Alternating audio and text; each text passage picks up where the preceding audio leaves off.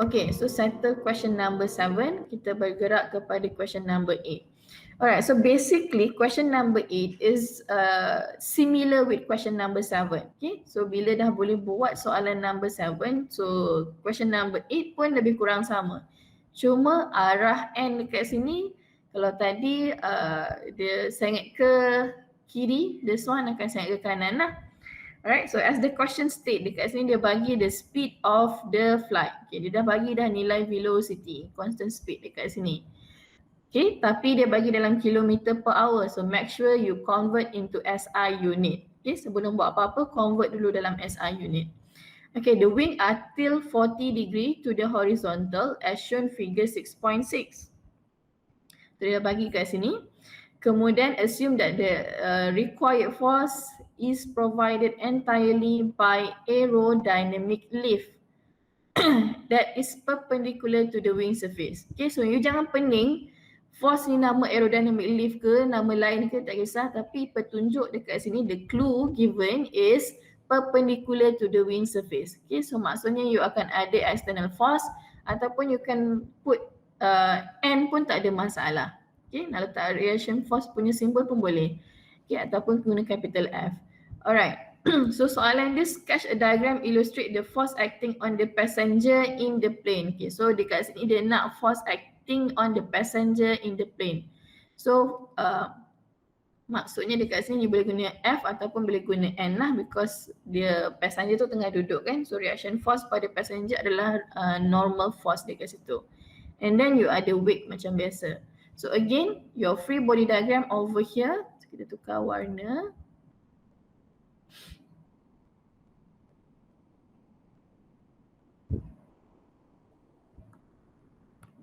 Okay, so your free body diagram you akan ada normal, kemudian you ada W, right? And then completekan macam biasa.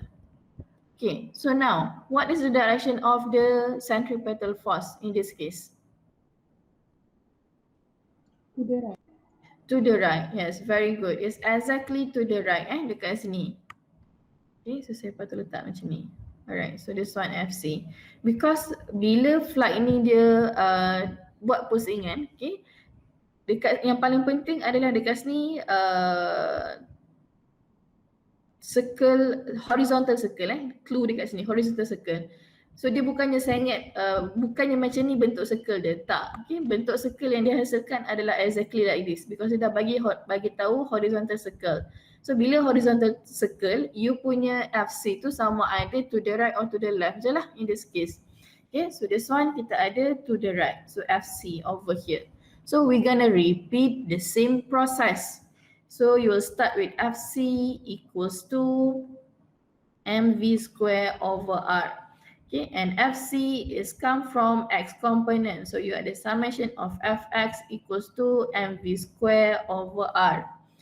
Alright, okay, so the only problem over here, you need to identify the angle.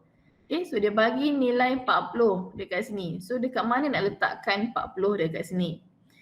Alright, so now we know that normal force tadi adalah perpendicular to the wing So kita anggap ni wing dia tadi.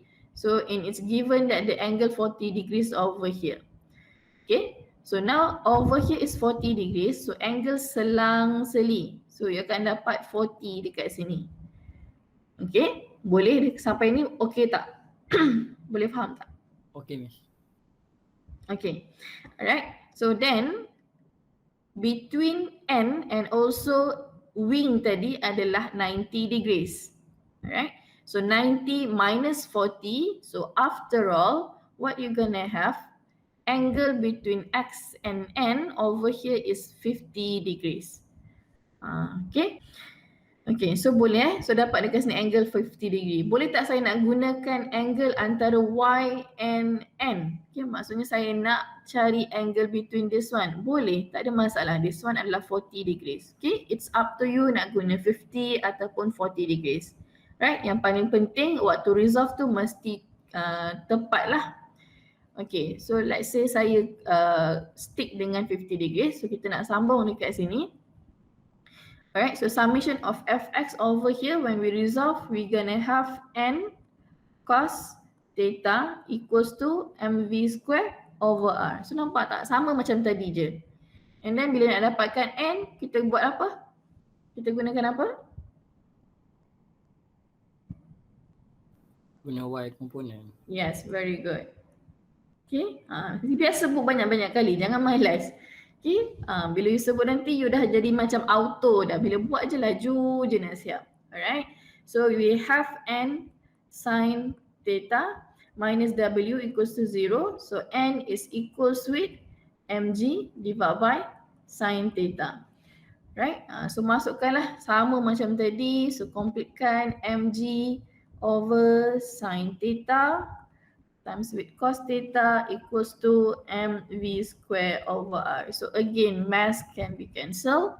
Alright, so kali ni dia dah bagi nilai velocity, soalan minta radius. Okay, so you can dapatlah pusing-pusing, masukkan nilai, you can dapat radius in meter. Okay, so dua perkara lah dekat sini yang uji awak. The first one, how to find the angle. The second one, please make sure substitute SI unit. Convertkan velocity tu dalam SI unit. Okay.